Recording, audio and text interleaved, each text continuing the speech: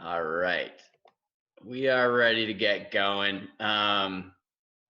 We still have people coming in through the waiting room, but it's good to see you all. My name's Aaron Kacharski. I do some work with Recovery Advocacy Project. We've been doing these vote recovery town halls all across the country, and the content has been amazing so far. From listening to voters in recovery. I'm personally really excited about tonight because of the speakers and because I spent some time in New Jersey. I spent from 2010 to 2018. I lived in New Jersey, and so I see a lot of familiar faces. Welcome if you're from New York. Welcome if you're from Jersey. Recovery Advocacy Project is really dedicated to giving grassroots advocates on the ground community organizing tools and skills to organize and think and act locally. And if you want to get involved in Recovery Advocacy Project in New Jersey or New York, I'm going to have the state leads just put their email address in the chat box. Eric Bereznoy is here, Heather's here, Zach I see. And so if you all want to put your email in the chat box, if you want to get involved in organizing with Recovery Advocacy Project, just shoot one of them an email and they'll get you hooked up. Eric and Zach for New York and Heather for New Jersey. We're still letting people in from the waiting room here. I want to spend some time talking about how vote recovery came about. Recovery Advocacy Project had hosted a town hall back in May or June. And one of the questions that one of the attendees asked was, how close are we to having recovery be a single voter issue? And what a single vote issue, you would think about the environment or guns or reproductive rights. Like those are issues that inspire people to go out and have their voice heard or to get involved in their community. And so that question was asked, and we started thinking about that because the discussion on that town hall was amazing. And so we said, why don't we work to duplicate that from now until election day? And what does it mean to vote recovery? What does it mean to be a recovery voter? And so we actually did some polling on some of this too. And we actually polled 1,200 likely voters and asked them if they would consider crossing party lines. Sorry, we're still letting people in. We asked 1,200 likely voters if they would consider crossing party lines if a candidate had a better stance on mental health or addiction recovery, right? And so they would switch parties to vote for the candidate that had a more attractive stance. And 42% of those registered voters said yes, they would, and another 28% said they would think about it. They were unsure, and then about 20% straight up said no. And so a plurality of voters are like open to that, which means that recovery can be a single voter issue. And then we asked the same question to people in recovery, and we got over 1,000 responses from our community as well. And that number shot right up to like 90%, close to 90% said they would consider voting for a candidate of the opposite party if they had a more attractive stance. But this is not about particular candidates. It's not about political party. It's really about the issues that inspire you all. And so while you're hearing from recovery voters tonight, just kind of go through that process yourself and ask yourself those questions. What is it that inspires me? What are the issues that I'm going to ask candidates about? Is this stuff on candidates' websites? Have they been asked about it? Have they been voted on things that I care about? Let's all kind of take that sort of process, because part of vote recovery is about voter education as well for us. And because another part of that poll, we asked people, do you know where your candidates stand on recovery issues? And over 50% of us said no. And so on one hand, we said, yeah, sure, we would vote for the more attractive stance, right? But on the other hand, we're like, but we haven't done the work or the research to really look into that for ourselves. And so part of this is about us digging a little bit deeper as voters, as people in recovery, as supporters of recovery. And Garrett Haid, who's also works with Recovery Advocacy Project, is going to show us after the speakers share. We built a recovery voter hub.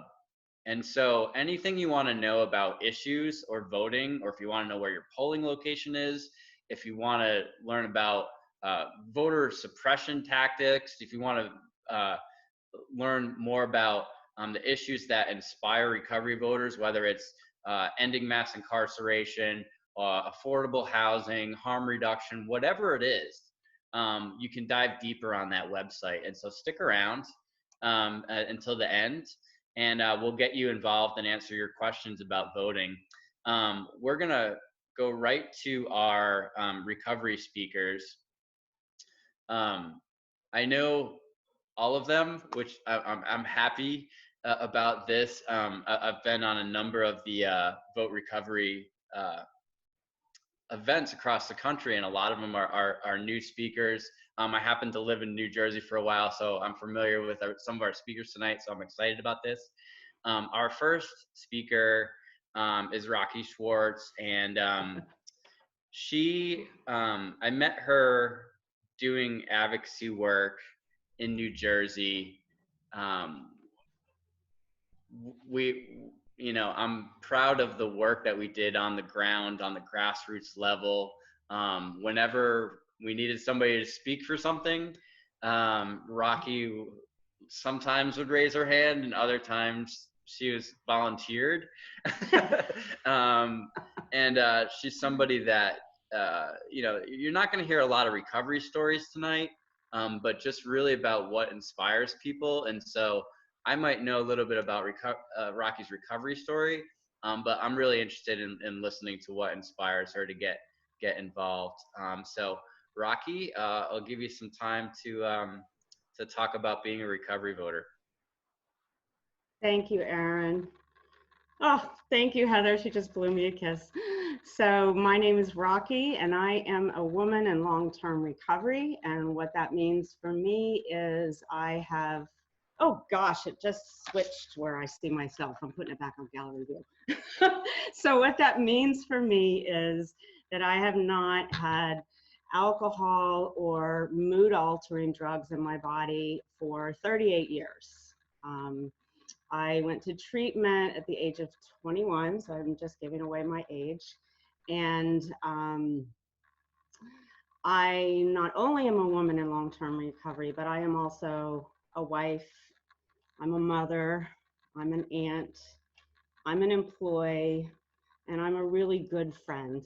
And I am really so grateful to see so many faces of people that I love and admire.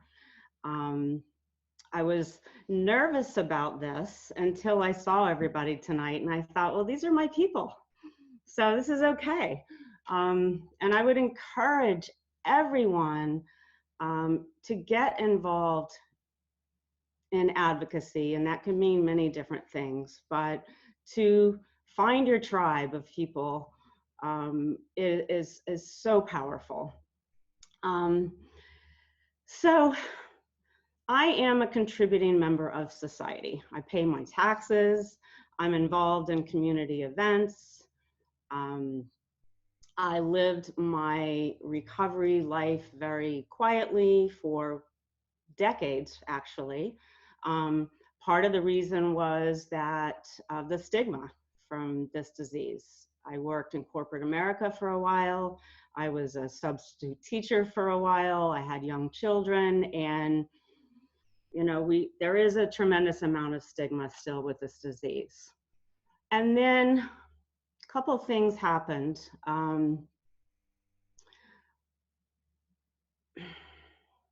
I learned that well, actually, the first thing that happened that really changed the course of my life is that my one and only sibling, my beloved sister Laura Lee, died 17 years ago at the age of 39 from an overdose.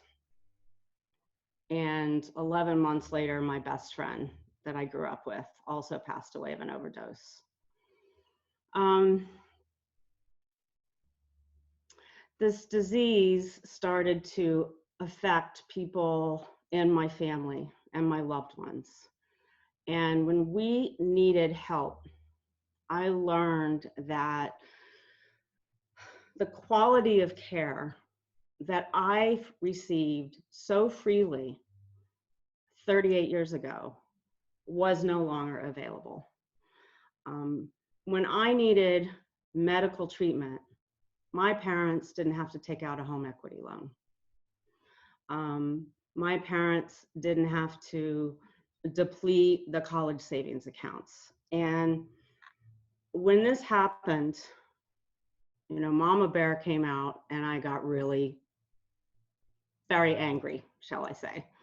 And that is what really motivated me to get involved in this advocacy work. I've always voted. I grew up in a very patriotic family. My daddy was an Air Force pilot. My grandfather was in the Navy. I grew up down south. I dragged my kids when they were little to the polls so that they could see what this was like. I've always known that this is an honor to be able to vote. But I didn't really understand what was going on, especially at a local level. And what I've learned is, as a person in recovery, my vote matters. And that we all matter. We are a constituency of consequence. When I first heard someone say that, it was probably Marielle or Aaron. I was like, what are they talking about? We matter. And if we all gather together, and we've been using this number for a long time, that there's 23 million people in recovery. I suspect that there is a whole lot more. But if we gather together and use our voices and show our leaders and our decision makers that this is what recovery looks like, we can make a difference. And these people work for us. So I got involved. I really believe that knowledge is power. And I went to every meeting I could get to. I joined every coalition I could get to. I met Aaron and Marielle when I joined the New Jersey Parity Coalition. My sort of pet project, and this is what affected me so personally, is that there's a law, a federal law that's over 10 years old that says mental health and substance use disorders have to be treated exactly the same as medical issues. And yet insurance companies are getting away with not paying for treatment. And so I got involved in that. You know, in the 70s, I'm a girl from the 60s and 70s, they said that the personal is political. And when it affected me personally, that's when I got involved. That's when, you know, I went and introduced myself to mayors and to my local assemblymen and women. I sat in my assembly person's office who said, what makes you think you're any different than anyone else that is having problems with insurance companies? Well, literally the person brought me to tears. But when you want to talk about how people don't understand recovery and they don't understand substance use disorder and they don't understand the stigma, and it's really not stigma, it is discrimination. It's my job. I mean, part of my recovery story is that I have to give back to my community. You know, we say that you can't keep it if you don't give it away. And I've found my voice, and it's my obligation to speak for people who haven't found their voice yet.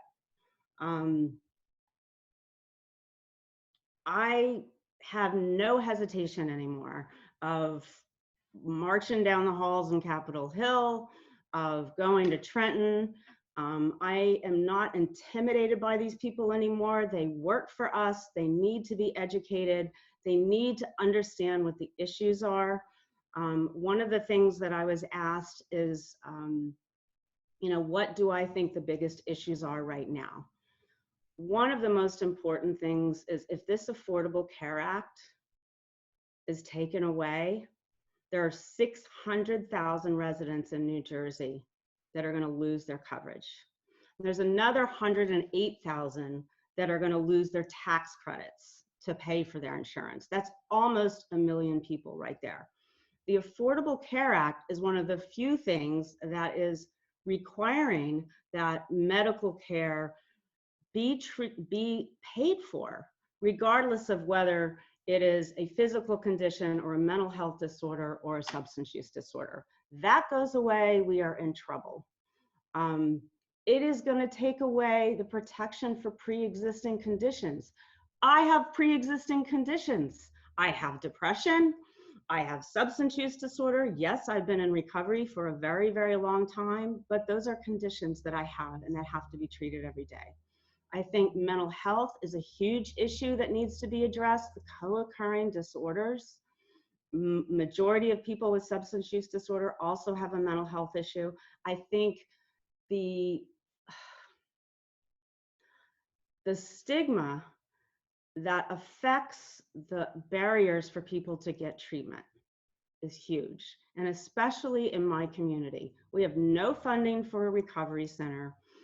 A very legitimate organization 5 years ago wanted to come in and build a recovery house, and there were literally people with signs protesting on the highway to fight it because we don't want those people here. And I am sick and tired of it, and I'm not standing for it anymore.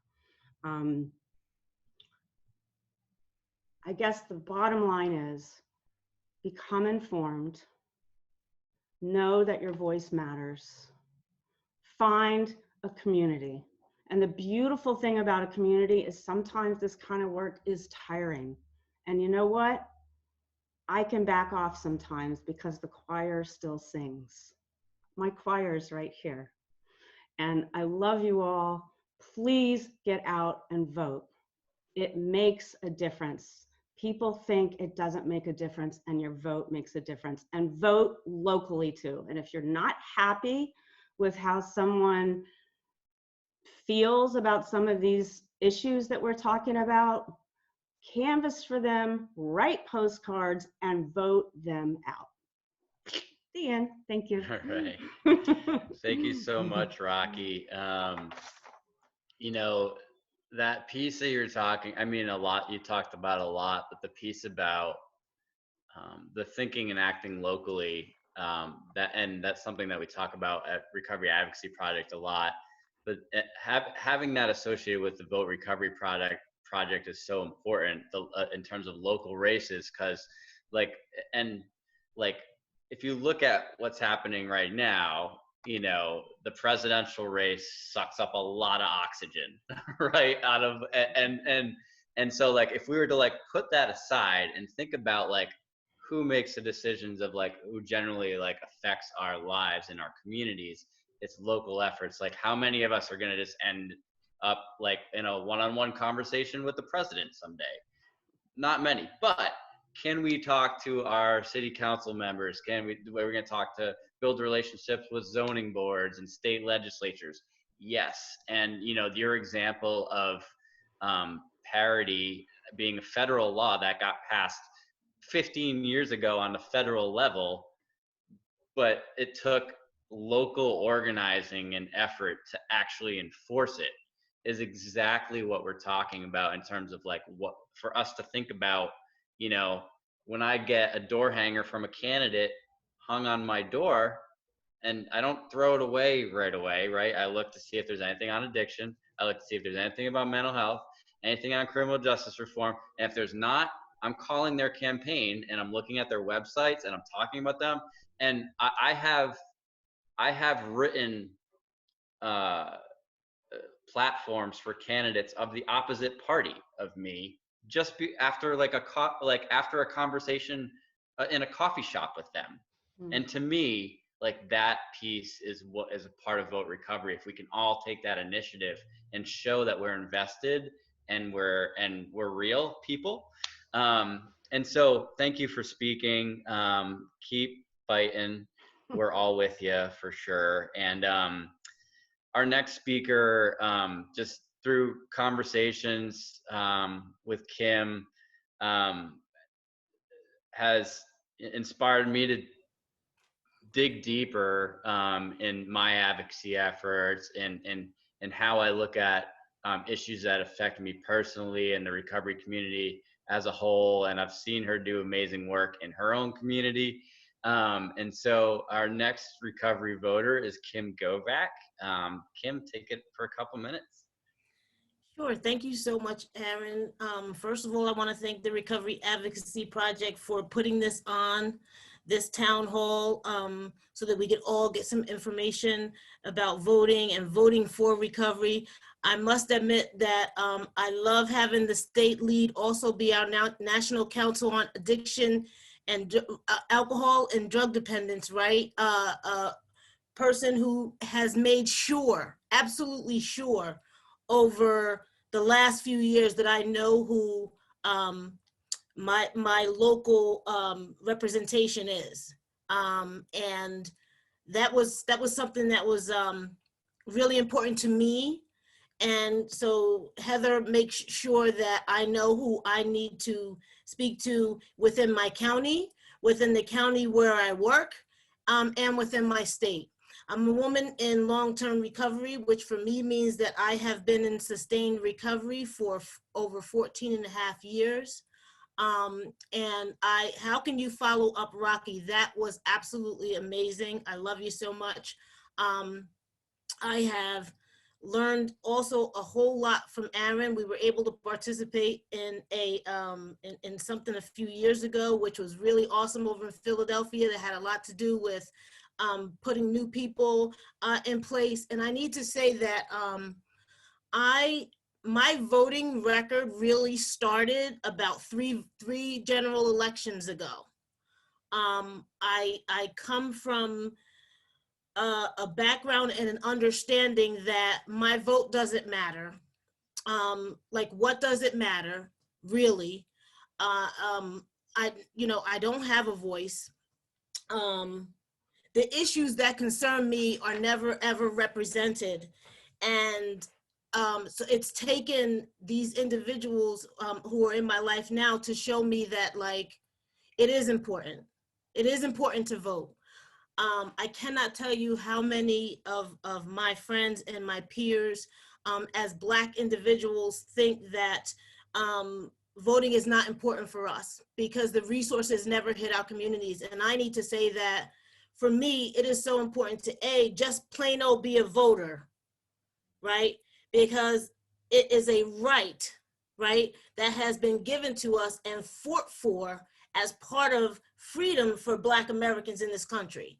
And so if I don't vote, all I'm left with is the residue of outrage from a failed war on drugs. That's all I'm left with. I can't even complain. And so over the last few voting cycles, it has been incumbent upon me to make sure that I am educated about the candidates and where they stand on issues regarding recovery that are important to me. If you look at the representation of who is attending this town hall for New York and New Jersey, I need to say that I'm voting for recovery resources for individuals in disenfranchised and marginalized groups. We just need more representation of Black, Indigenous, people of color, and individuals from the LGBTQIA community at the table deciding issues surrounding recovery. I vote for recovery because I want resources, right?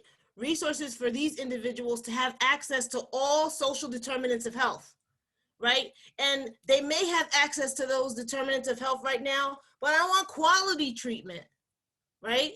I want quality treatment, quality health care, access to quality medications, access to recovery support services, access to quality education and housing. All these things can lead to economic stability for people in these groups, right? Which can help sustain long-term recovery for them. You know, I was very fortunate to have a husband who had really great insurance, which was able to send me to 12 treatment facilities up and down the East Coast. That is not the truth for many of the people that I have the honor to serve. And if I don't exercise my right, my God-given and fought for right as a Black woman to vote, then again, like all I'm left with is the anger. I don't even have the right to complain, right? There needs to be more representation of Black, Indigenous, people of color, and LGBTQIA individuals in the recovery space. I have seen it up and down my timeline in every single social media, that it's not important because we're not represented anyway. Well, here we are. There are some of us right here in this town hall, and like, if you don't see yourself represented, show up. You know, and that's kind of sort of, you know, what I'm continuing to learn. I like to say I'm a student always.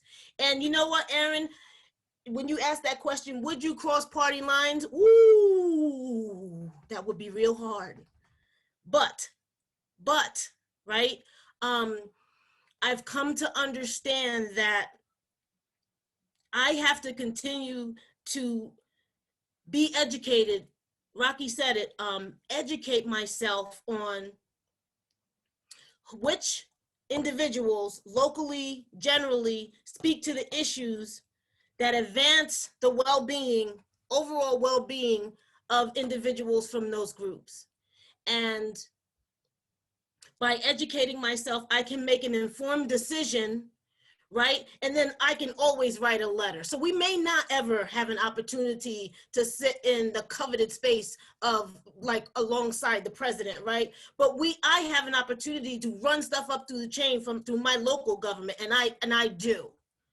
You know, one of the things that I got in touch with is that I'm tired of seeing people die from the disease of addiction, the addiction crisis that we have going on, right? I'm tired of seeing that. And every single year, August 31st, I attend all these vigils, and I can count the number of Black people on one hand in different counties who are represented there. Now, I know for a fact that individuals in these communities are dying, right? But the opportunity and for the information to get into these communities is just not there. So, you know, these are things that are important to this individual in recovery. And if I don't do my part, then I don't have the right to complain, right? If I don't know who my local representation is, then I'm doing myself and the population that I'm trying to serve a disservice. So it is my absolute honor to make sure that I'm doing my part by voting and voting for recovery. Mic drop. Thank you. Amazing. Thank you so much for being here, Kim. Thank you for your voice. I'm grateful for your voice. And I just love that it's like, you know where you need to go, you know where we need to go, and you're going to demand it and do it. And I think that if we all kind of like have that activisty piece in us that can get fired up, you know, we'll be even louder by next election cycle, right? I was talking to somebody the other day, and we were talking about like the resolutions or proclamations for like Recovery Month or Overdose Awareness Day, and we're just like, that's not good enough anymore. like what is it actually doing? And so like for all of us to like take it to that next level that Kim's talking about, in your advocacy work, in your voting work, in your volunteerism, in your activism. Thank you so much, Kim. I appreciate you. Our next speaker is a friend of mine, a coworker. She's been my boss. I've been her boss. Like whatever. You know, but we've worked alongside one another on issues that we care about, and been a support for one another in recovery and professionally. And I'm excited to hear from Marielle. And we've had a number of people, voters in recovery, talk about voting, and then we've also had a number of candidates in recovery across the country talk about why they took that next step, right? Like, and so Marielle, we'll give you some time to talk about vote recovery and why you get involved. Thank you. Thanks, Aaron. How do you follow Rocky and Kim, right? So happy to be here. My name is Marielle Hufnagel.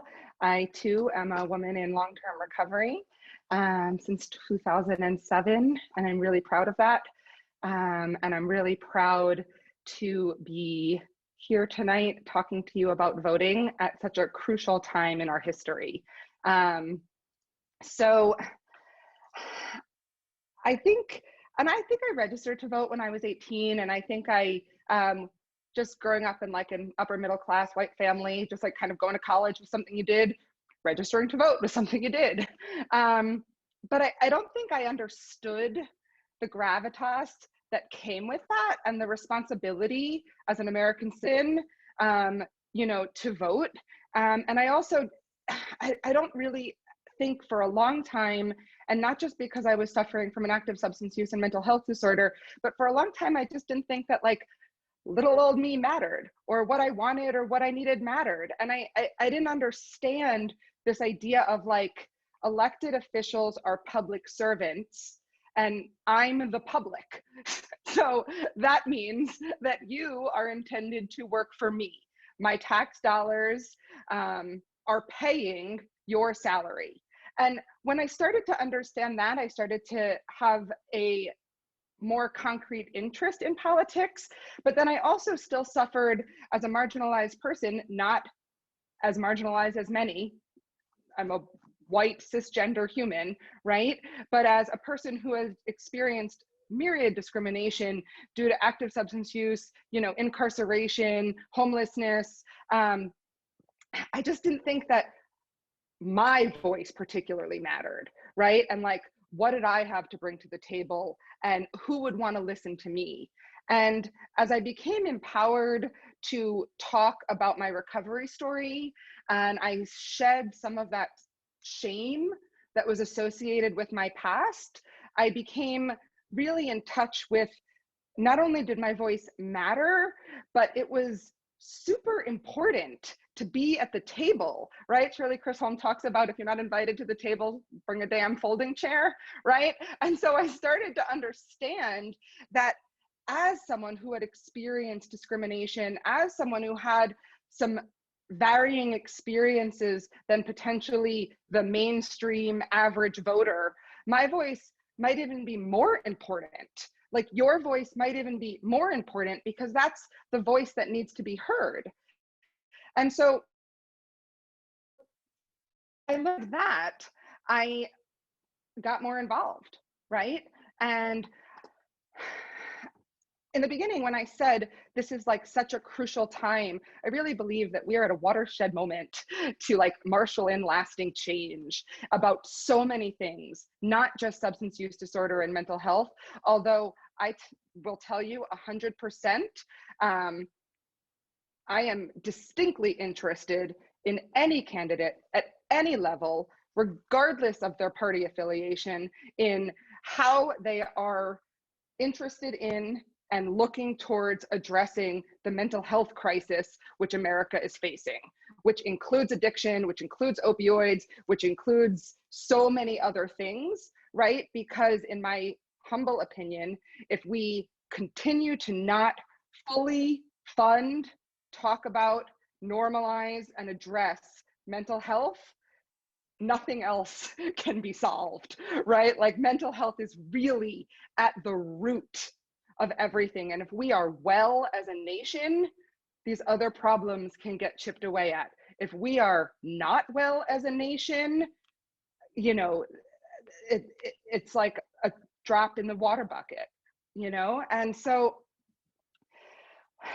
I think that, and you know, I love that Kim talked about this, and you know, Kim has a voice that I don't have, right? But I really get this conversation of feeling like, why vote? The system's so broken, it's not going to make a difference. And I get that, and can sometimes feel that way because it's really frustrating. The system is so broken. However, it's the only system we have. And so to sit out this election because you're not, you know, I don't want to choose the lesser of two evils, or to sit out this election because you're not thrilled with the candidates. And I'm talking about the presidential level right now. I'm not thrilled with the candidates either of them, period, right? There are, you know, millions of people that would probably be better options on both sides of the aisle. However, I know that my voice matters. And I know that if I want to continue moving forward and I want to see the systemic change that is needed, even though it's a really crappy decision to have to choose the less of two evils, I have to do that. And then I have to continue raising my voice and beating down doors and talking about the change that I need. And if I do that, I'm just one annoying jerk from Eatontown, New Jersey. But if I do that, and Rocky does that, and Heather does that, and Kim does that, and Garrett does that, and Aaron does that, and I'm just going by the gallery pictures, we become a constituency of consequence. And if you look at any issue that's changed in the history of time, it's only ever changed because there's been a constituency of consequence, right? So people need to use their voices to tell elected officials what they want. And when enough people start saying the same thing, right? I am a voter and this is what I need, right? If someone says, oh, did you vote in the last election? Are you planning on voting? No, but this is what I need. You know, John elected official is going to care less, right? Because I'm not voting. So I know it's frustrating. I really do. And I feel that frustration. But the only way we move towards systems change is having an engaged electorate. So a couple of things I want to plug, right? I want to plug that if you are in New Jersey and you are not registered to vote, you have until October 13th. Please register to vote. I also want to tell you that if you are on parole or probation, it is a lie that you cannot vote. You can vote. So if you have not registered to vote, please register to vote. And I'm not going to plug myself or my party, but I will say that my passion for this, right, has propelled me to not only be involved as an advocate, but I'm a local candidate in this year's election, right? And why? Because I know that change happens from the ground up, right? And that's probably the most important thing besides ask for help that Aaron has taught me, right? That change happens from the bottom up. We heal and we share our voices in the community. And when communities heal and communities come to consensus about what we need, that rises up.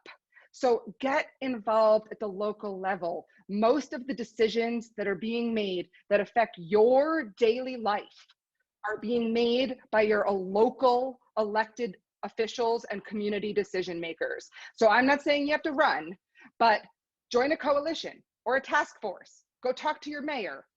do something on the ground, because that's where we see change. And then Garrett, I don't know if you want to share it, or if Courtney had a couple things that she wanted, or Aaron, Courtney had a couple things. Yeah. Okay, perfect. Yeah. All right, thanks so much for having me and letting me be here. And please, please, please vote. Mariel, thank you so much. Yeah, I'm going to hand it to Garrett in a minute. But, you know, we had a fourth speaker, Courtney Lavelle, but unfortunately the storm rolled through and took out, you know, internet, and she tried to call in and the audio was all not great. And so I'm just going to read her Facebook post about this. She said, this terrible storm just canceled. Oh, she's in New York, by the way. This terrible storm just canceled my participation in the hashtag Vote Recovery event happening now. Cry face emoji, but you shouldn't miss it, exclamation point. My main concerns on why us New Yorkers need to vote recovery. 1, New York's facing a 20% overall budget cut.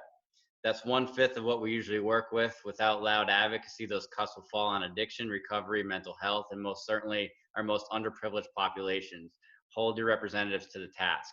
1A, 4,200 kids have lost their parents due to COVID in New York as of the 1st of this month. These children need funding with mental health, foster care, and recovery support services. Not the time to cut those services. 2, because our children are watching, at least mine are, and want them to know how deeply important and powerful our voices are when we use them. Megaphone emoji. And 3, because recovery voters will eventually pave the way for hashtag recovery candidates. Our state and our country should truly represent us. And so, sorry that Courtney couldn't be here.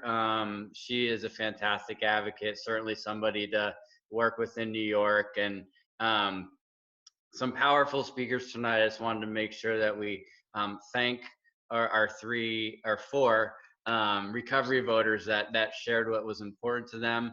And I'm going to pass it on to Garrett, because he's going to walk us through the Vote Recovery Hub that has a lot of answers to some of the questions you might have in your head regarding voting or the issues that we care about.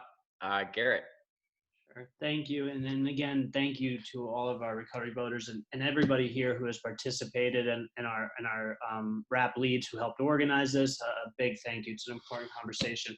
I'm going to share my screen in 1 second. I just wanted to add, you know, like local, it's so important. You know, when Rocky was talking about the people with the picket signs, like protesting, you know, new housing. When I found recovery, you know, about 5 years ago, it was in California. NIMBY is a big thing there. They do not want us in the community. And why do legislators listen to those people? Because the people with the signs vote. They are the people who are in the community. They vote for the elected officials. So it's no burden to an elected official to say, like, yeah, sure, I'll give you what you want. You're the one that put me in office. We, in my local community there, I didn't, you know, had never voted before on anything up, you know, 4 years ago. And I had a really good friend, you all know him, Ryan Hampton, was like, we need to register to vote, and we need to get all of our recovery homes to register to vote. Long story short, we had about 100 medium age, 24, 25 years old, never voted before in their lives, registered to vote under a simple, no one understood politics. We didn't understand what was going on. We just registered because somebody was like, they'll listen to you. And lo and behold, elected officials listened to us. They weren't pushing this NIMBY priority in our community anymore because they realized that we were organizing under these issues. And then the second thing I want to just really quickly touch on it. I had a friend overdose last week, and he survived because a police officer had naloxone. They found him in his car, gave him naloxone, he survived, right? Where I am currently living right now, a few counties over, the sheriff has a policy that his police officers are not to carry naloxone, meaning an elected official, when this happens all over the country, right? We've all seen it. An elected official has a policy in his department that my friend's life doesn't matter to save. It's not worth it. Get him to the hospital, not my problem. That is an elected official, which probably at least in my county, won with a few thousand votes, right? He is in office because of that. So when we say our voice matters and our vote counts, like it really does at a local level where people actually have the power to influence our daily lives. My friend is alive because somebody has a good policy. And if he was, found a couple counties over, he might not be alive because of a really horrible policy. So I just wanted to share those two quick points. And then I am going to turn off my camera because my computer runs faster. And I'm going to share my screen. So if you can give me a thumbs up, if everybody see it? Great. So this is the hub that we created for our community, the Vote Recovery Hub. Like Aaron had said in the beginning, you can come here. There's a lot of tools. I'll go through them quickly. I don't want to take up too much time. But we kind of just broke this down into, as easily digestible as we could. Again, I had never voted for politics and voting. It becomes very complicated. It's confusing, but there is power in it, right? So there's a benefit to this. Aaron had mentioned, we put this into 4 steps, and Aaron had mentioned the polling we did. I've talked to a few people across the country who have actually showed these numbers. This is a Clark County poll, and Las Vegas is a very transient city. So it's a good representation of the country, like as a whole, right? We have every walks of life. Aaron had mentioned 42%. These aren't people in recovery. These are just registered voters. It's just a normal everyday Joe living in his house. We asked him, would you cross party lines and on addiction and mental health issues? The answer was yes. 34 said maybe. We put this here for everyone. So if you have elected officials who love to see stuff like this, feel free to go here. And you can access this data yourself. A few other points there. And again, there it is. Cross-party support, 55%. 79% of registered voters, not our people, think stigma is has an impact on people seeking help, right? 68% of registered voters believe judges should have more discretion when sentencing people with nonviolent crimes and things like that. So this is just a good thing. It's good data points to have for our community when you're approaching elected officials. They care about stuff like this. The other thing that Aaron had mentioned is we polled our community, and he had said, over 1,000 people took this survey, and if you want, you can take the survey too. It's the same survey that we polled the registered voters with, and it'll, you can dive into this.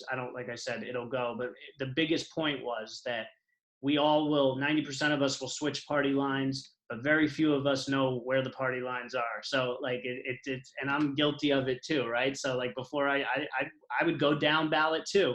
I got to tell you, after doing some research, take away the D and the R on somebody's name, people do support us on both sides of the party. And I was knocking on somebody. If I probably asked him about an issue outside of our issues, I probably would disagree very strongly with him on some things. But I was knocking on doors for him because he has showed up for our community constantly. So come here, learn a little bit about it. You have access to all the data. Take the survey yourself. Help us, add to those numbers. Step 2, right? And we talked about this. What are the issues that care about you? What are the issues that we care about? You can't, when we say vote recovery, what does that mean? Well, it's like recovery infiltrates every part of society, like homelessness, healthcare, Medicaid, overdose prevention, so what we tried to do here for our community is give them the tools that they could use.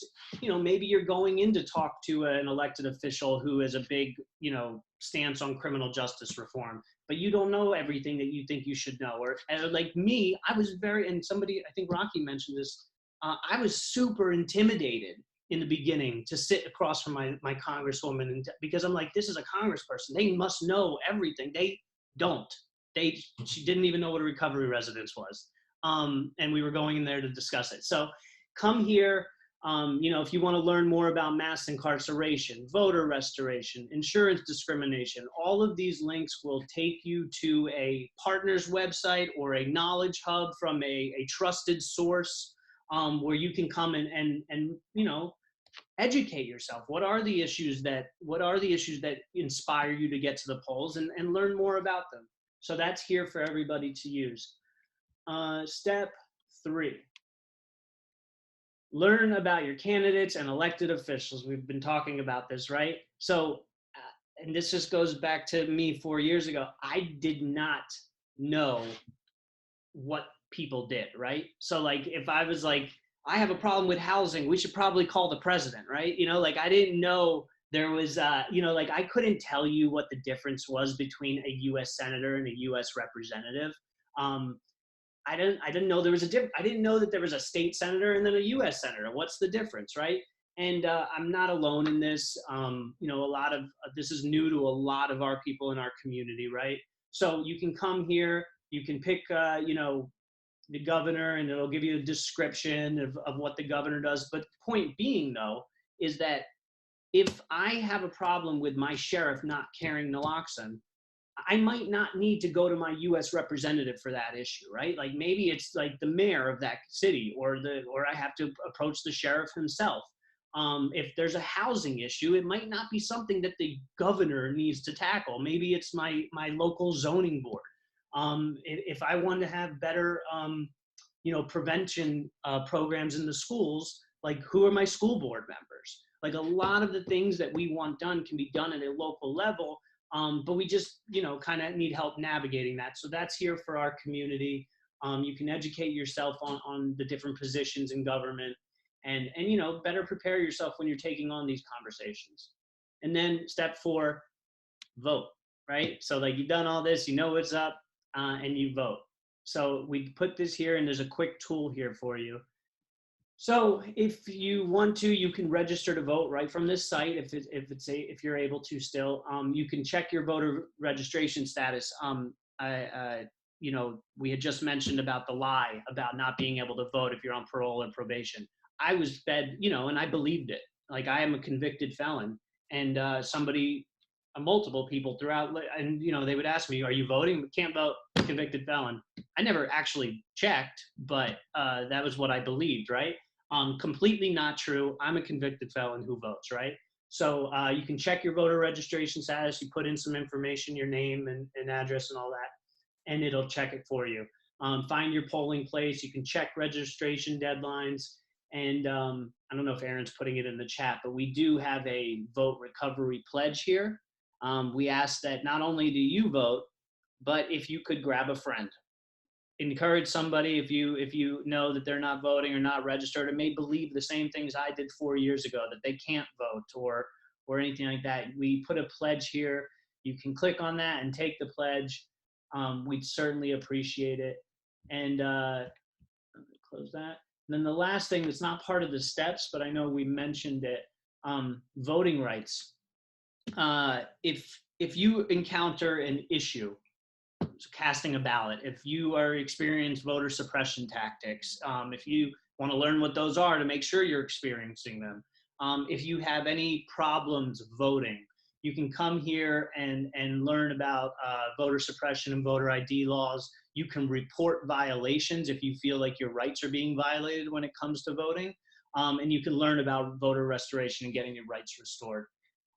There's a lot in here. I really encourage people to come here and check this out. Please register to vote, use your voice. It really does matter. I didn't believe it myself until I saw it work, and it will continue to work. And the last thing I'll say, you know, Aaron had mentioned single issue voters.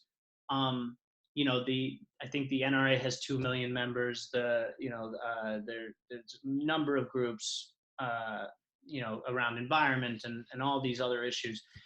We go by this number 23 million, which was mentioned. If everyone was registered to vote, we would be the largest voting constituency in the history of this country.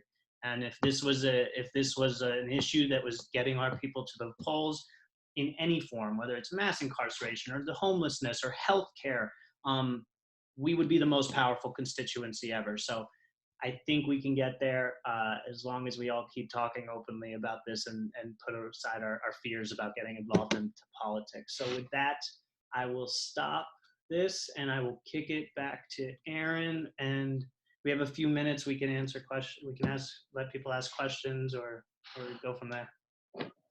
Yeah, I mean, you covered a lot of the website. For people that are wondering, and I still do have to put the pledge if you want to find that and throw it in the chat box. But if people want to explore that and put it on social media too, encourage other people to walk through that site. It's recoveryvoices.com/vote, and that will bring you that would bring you to the voter hub. We do have a couple minutes. I want to thank all of our speakers. Please take some time to, collect those candidate things that get sent to you. Don't throw them up. Don't throw them away right away. Like, just collect it. Put some time aside to really do the research, and work to hold people running for office accountable. Like I said, it's the only time that I've crossed over to vote for a candidate of another party, honestly, it was because they had a better stance on addiction and mental health. And I didn't do it easily. And so I actually identify with what Kim said. She says, it might be really hard for me to do that. But it's true. It's like, if you take the D or the R off of the candidates' names, how would anybody know who to vote for? And the answer is the piece about the issues. Like, if they care about the issues that speak to you as a human being. And so if we keep that front and center, and that's why vote recovery has never been about, hey, we all need to believe in this. It's not about that. It's about each one of us doing the work and going through that process of understanding what's important to us, and then holding elected officials and people running for office accountable to that. If there's any questions, people can kind of put it in the chat, or I know that Heather put some New Jersey actions. For those of us who are in Jersey, there's some New York ones as well. If people want to take the actions. And the last thing that I want to plug, if you want to make a 30-second to 60-second video of why voting recovery is important to you, or what being a recovery voter means to you, we have a hub for that too. And it's I'm going to put that in the chat box. It's voterecoveryvideo.com. We're gonna make a montage of everyone across the country. So yeah, we'll probably do some get out the vote work with it. And so even the speakers that already spoke tonight, if you can put it in 30 seconds or 60 seconds, go to voterecoveryvideo.com and just share what inspires you to be a recovery voter. And so we want everybody to be a part of this process. It's clearly, the things that inspire us is more than just not drinking and drugging, right? There's intersectionality with it's everything. It's all connected. And we hope that you all heard, we're inspired from our speakers tonight. I certainly am, and continue to will be, with those New Jersey advocates. You all do amazing work out there in New York. Thank you for coming out. If there's any questions, if not, most of the questions that you might have as a voter, you can find at the voting hub. So it's recoveryvoices.com/vote. And I keep saying this at the end of each vote recovery, and I know it's really cheesy, but I'm see you at the polls. But seriously, go vote. All right, I love you all. Go vote and make a difference. Thank you all. Thanks, everyone.